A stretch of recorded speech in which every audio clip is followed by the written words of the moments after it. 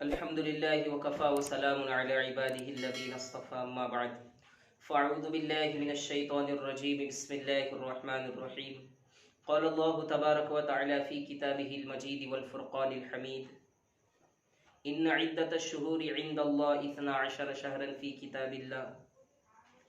یوم خلق السماوات والارض منها اربعۃ حرم۔ یوں تو سال کے 12 مہینے یہ اللہ تبارک و تعالیٰ کے بنائے ہوئے ہیں، اور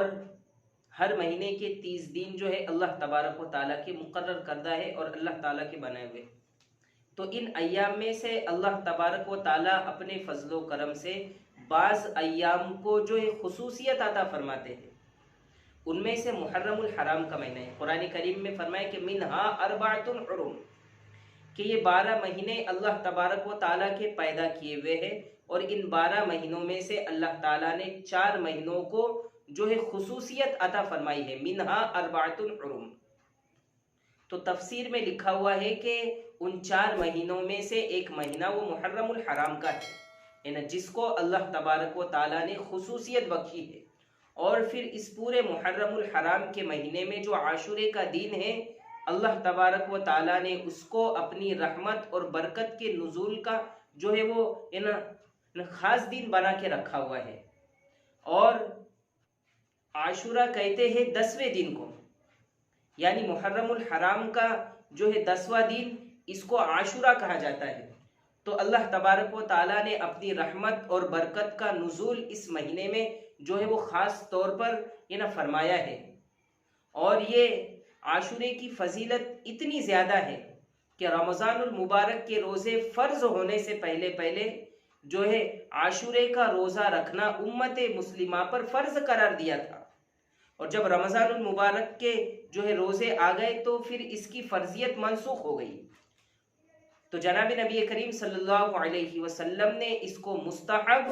اور جو ہے سنت قرار دیا ہے، یہ بات ہم یاد رکھیں۔ اور پھر ایک روایت میں آتا ہے کہ حضرت موسیٰ علیہ السلام کا مقابلہ فرعون کے ساتھ ہوا، اور مقابلہ ہونے کے بعد حضرت موسیٰ علیہ السلام جو ہے دریائے نیل کے پاس آ گئے،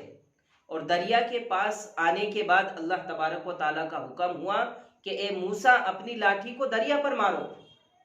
تو جیسے ہی حضرت موسیٰ علیہ السلام نے اپنی لاٹھی کو دریا پر مار دیا،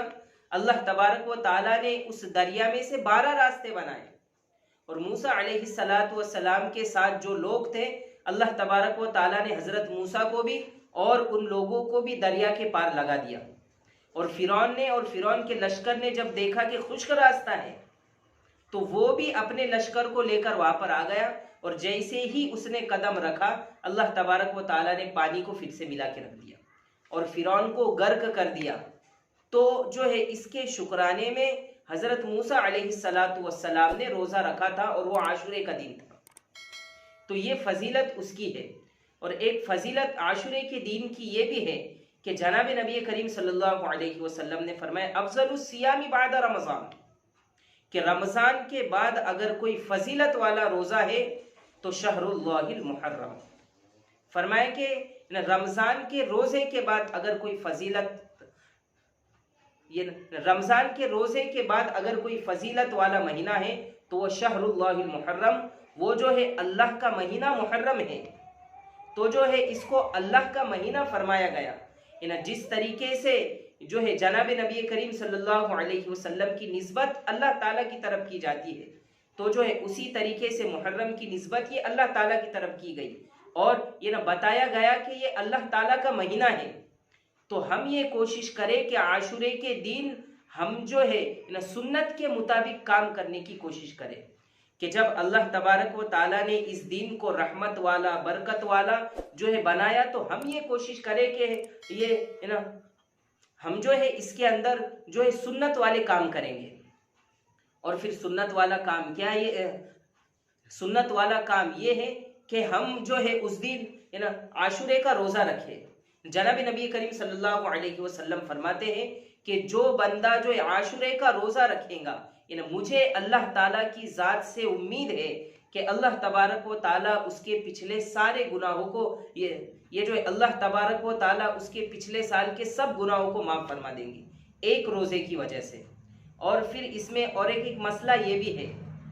کہ جناب نبی کریم صلی اللہ علیہ وسلم جب مکہ سے ہجرت کر کے مدینہ آئے تو آپ کو معلوم پڑا کہ عاشورے کا روزہ یہود بھی رکھتے ہیں. تو جناب نبی کریم صلی اللہ علیہ وسلم نے روزہ رکھا اور فرمایا کہ دیکھو یہود بھی روزہ رکھتے ہیں،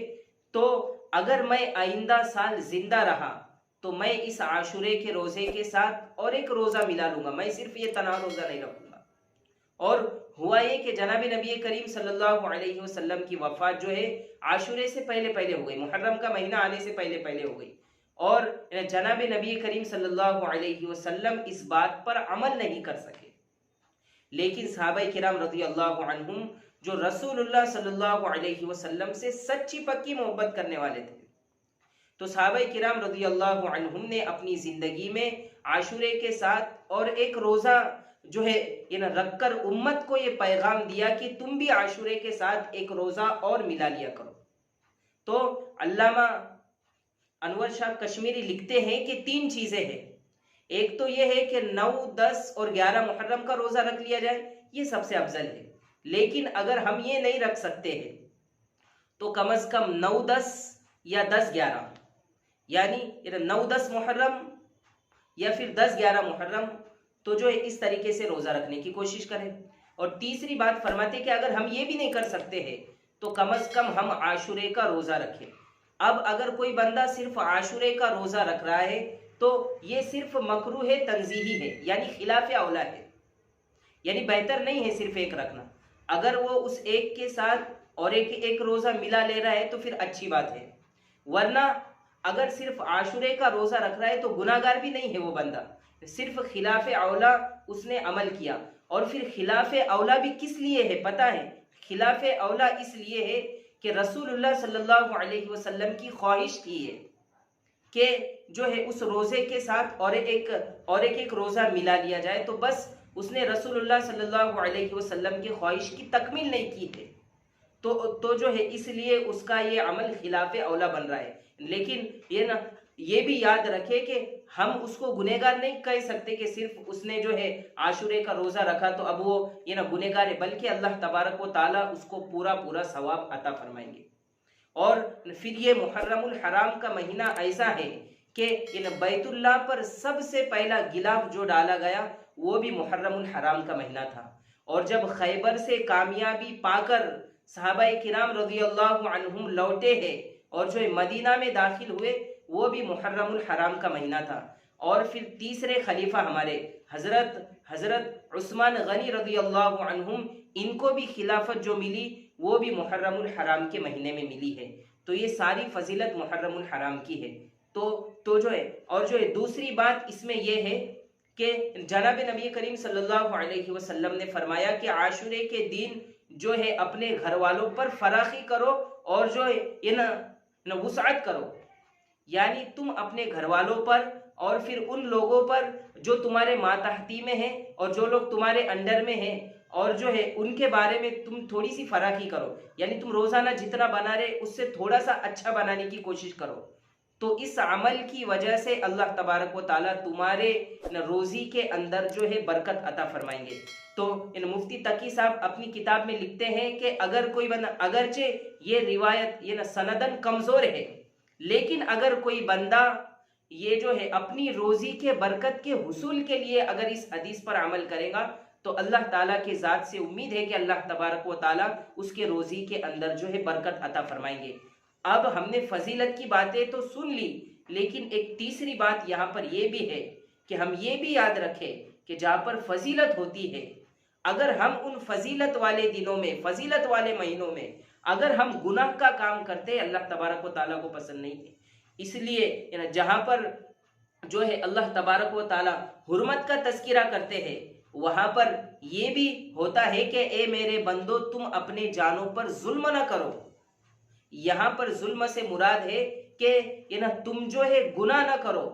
اور جو ہے اللہ تعالیٰ کو ناراض نہ کرو. جس طریقے سے فضیلت ہے محرم الحرام کی، اگر ہم نے اس میں گناہ کے کام کیے تو اللہ تبارک و تعالیٰ جو ہے سخت ناراض بھی ہوں گے. تو ہم جو ہے دونوں چیزیں دیکھیں، فضیلت بھی دیکھیں اور جو ہے گناہ بھی دیکھیں کہ گناہ کا کتنا بڑا اثر ہوگا. تو یہ بات ہم جو ہے یاد رکھیں.